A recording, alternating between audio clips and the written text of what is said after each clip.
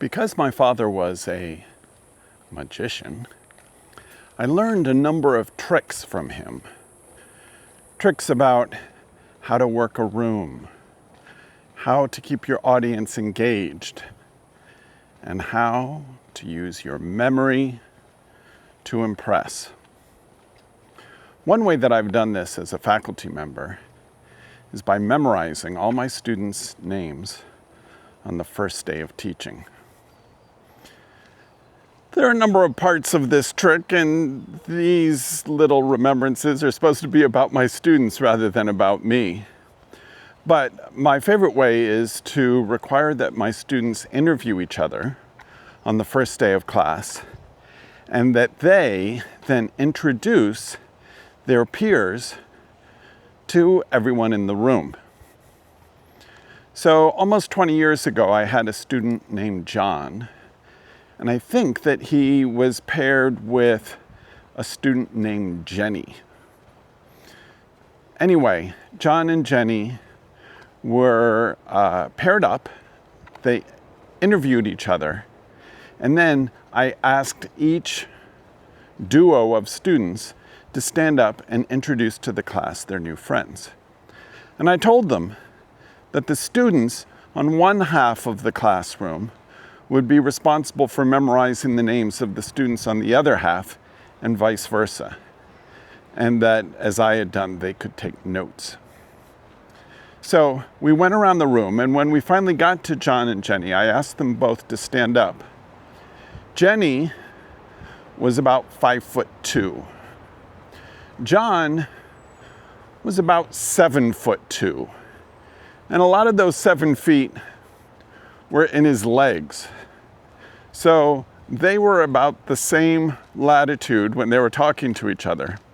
But when John stood up, he towered over Jenny. He towered over the rest of us. All of us laughed nervously over the mismatch in the sizes of these two people. And then we all looked up to John, saying, "John, could you please share with us your introduction to Jenny?" Well, John did. Jenny did. It worked out fine. Did this trick allow me to remember John's name all these years later? Well, yes, it did. But I have other advantages as well. Not just John's ridiculous height, but the fact that, perhaps not surprisingly, he played for the UC Davis basketball team. And also not surprisingly, as I teach journalism classes, that we got the Davis Enterprise, which is our local newspaper, every single day. Back then it published almost every day. Now it publishes on, I think, Wednesday, Friday, and Sunday. And I have an article, a column I should say, on trivia in the newspaper every Sunday. It's one of the many unpaid gigs that I have here in the city of Davis.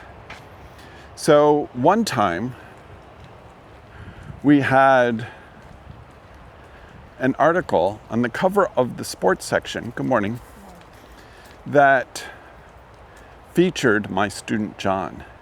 And what's more, there was a clever pun using John's name in how dominant he was on the court that particular day, scoring many points, blocking many shots, and stymieing, defeating, containing, and rejecting the attempted offense of the opposing team. I felt bad for that other team.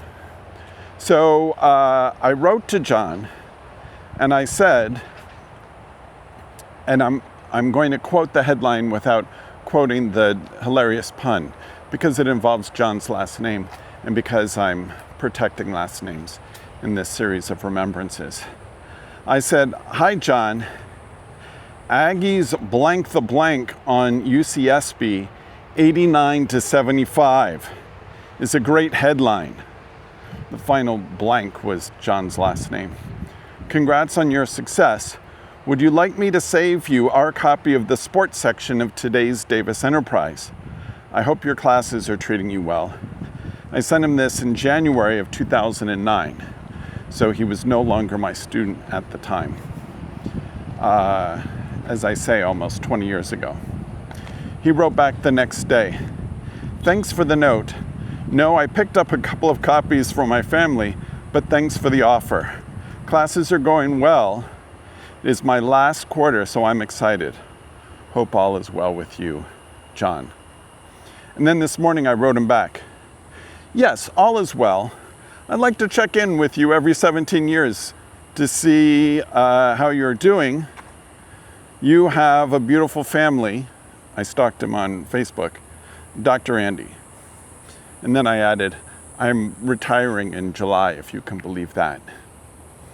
I'm sure John can't believe it, because 20 years ago, if I was not a youth, I presented as a youth. Well, thank you, John, for your excellent prowess on the basketball court. Thank you for your work, if I remember correctly, as an educator in all of these years. And thank you for being an excellent student. Was it an advanced writing class? Was it a writing and education class? I'd have to check. But at this point, it doesn't matter. It just mattered that because you were so remarkably tall, I've remembered you for all these decades.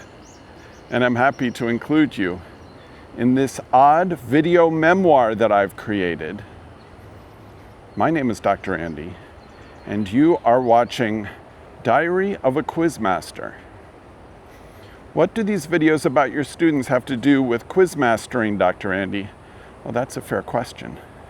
I should devote an entire video to that. But for right now, if you've enjoyed this, please give it a like. Check me out on Substack at andyjones.substack.com. And I'll see you in another video where we remember another UC Davis student or some other student who's passed into my and out of my faculty life. We'll have a few of those as well here on Diary of a Quizmaster. Thanks for watching.